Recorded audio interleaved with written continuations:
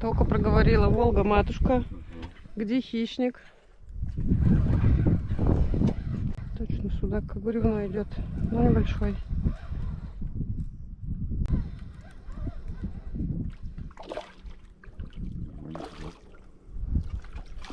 Опа.